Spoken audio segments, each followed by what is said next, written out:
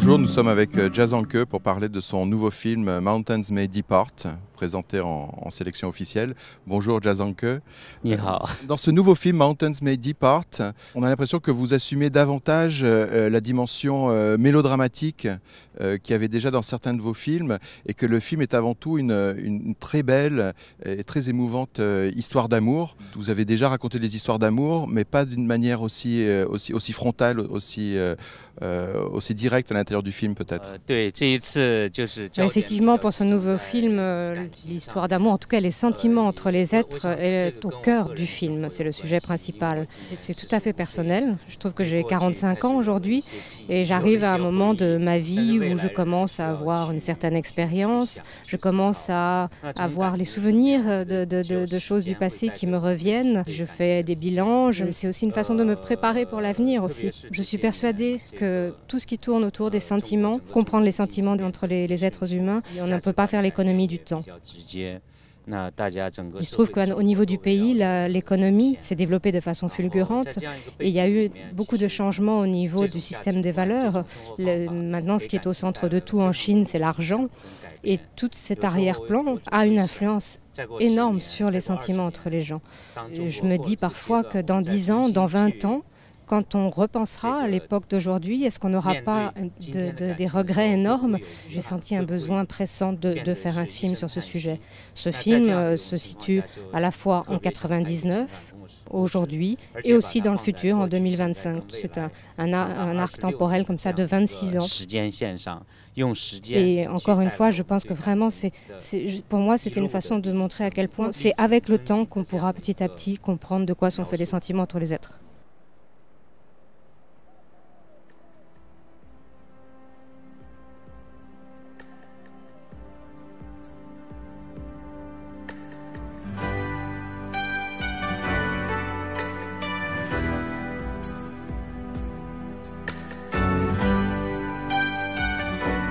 D'ailleurs, le passage du temps est l'autre grand sujet du film. En tout cas, il est indissociable de cette histoire d'amour. Il est indissociable de l'histoire de la Chine, qui est aussi votre grand sujet. Il y a aussi un contrepoint à la fois dramatique, narratif, mais aussi formel par rapport à votre film précédent, Touch of Sin, qui racontait les histoires croisées de plusieurs personnages à la même époque. Et là, au contraire, on suit beaucoup moins de personnages, seulement 3, un trio amoureux, mais sur 3 époques différentes. C'est un peu une inversion, je dirais, par rapport à la structure formelle et narrative de Touch of Sin. Puisqu'il s'agit de parler des sentiments, il me fallait absolument pouvoir avoir un fil conducteur qui s'étire sur un temps relativement long, un peu comme si on faisait un voyage autour des sentiments. Les personnages passent, disons, de leur jeunesse, ils ont un peu 20 ans environ, jusqu'à un moment où ils ont déjà plus de 50 ans. Finalement, cette période, de 20 à 50 ans, c'est la période la plus riche sur le plan sentimental et là où beaucoup de choses se passent. Après, au niveau plutôt spatial, j'avais besoin de me retrouver dans des lieux qui soient complètement opposés. Ce voyage en question commence dans la province du Shanxi et se termine en Australie. C'est aussi un peu cette même notion de fil conducteur de voyage qui m'importait pour pouvoir arriver à comprendre un peu de quoi on est fait au niveau sentimental. On ne peut pas faire cette économie du temps et bon, malheureusement, on se rend compte que c'est une fois que le temps a passé, on a une meilleure compréhension et on se rend compte aussi à quel point on regrette beaucoup de choses. Pour Touch of Sin, c'était le thème de la violence qui était au centre du film. De mêler comme ça des histoires différentes me permettait d'apporter un début de compréhension sur la raison de cette violence. Dans ce nouveau film, vraiment, ce qui m'importe, c'est qu'on se rende compte à quel point l'environnement social a une influence sur la façon dont les individus font avec leur vie sentimentale. Les chemins qu'ils décident de prendre et ces fameux regrets qui arrivent à un moment donné. Il fallait 26 ans de temps pour pouvoir raconter tout ça.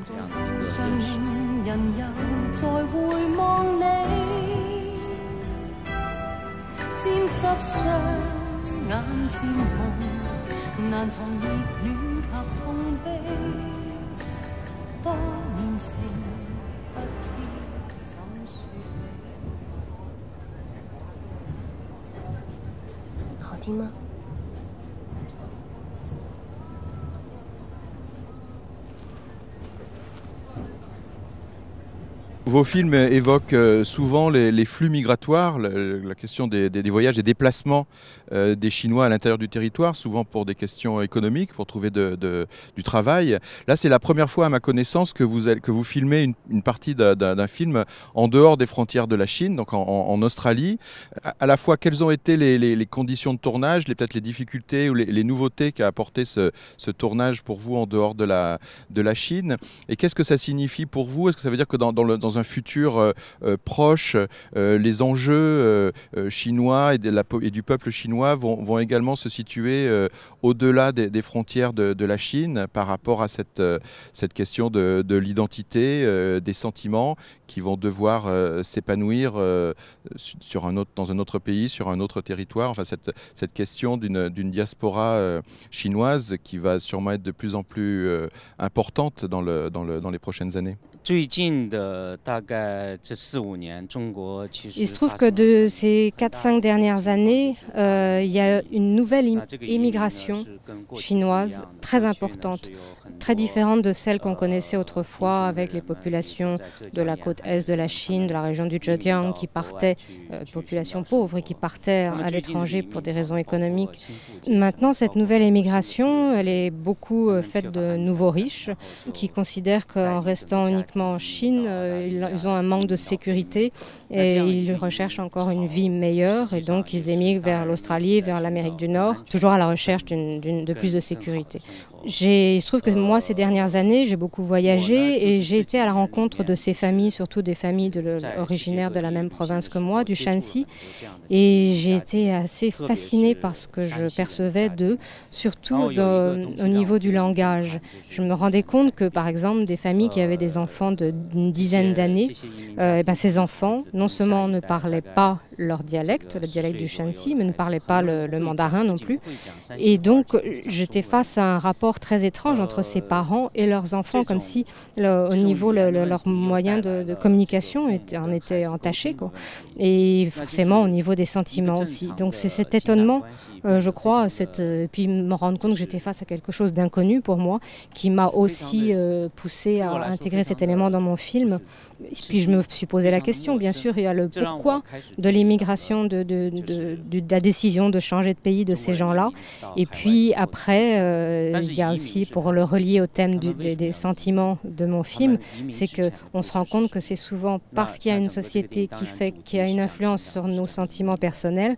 Dans un second temps, on prend des décisions, et entre autres, parfois, c'est les décisions de partir vivre à l'étranger. À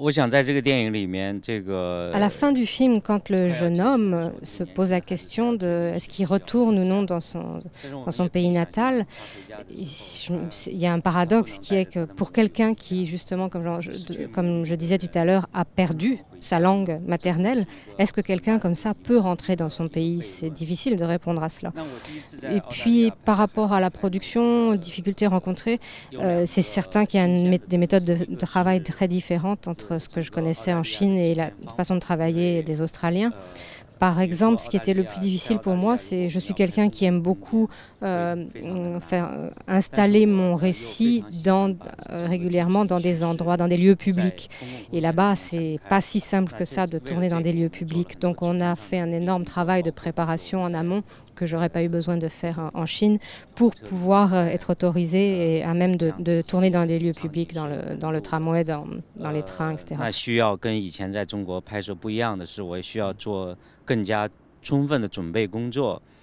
Et puis, bien sûr, il y avait aussi le problème de la langue. Moi, mon anglais est très limité. Mais au bout de 2 jours de travail, je me suis rendu compte que ce n'était pas un problème parce que j'arrivais à m'appuyer sur le rythme des acteurs, de parole des acteurs pour savoir où ils en étaient dans les dialogues.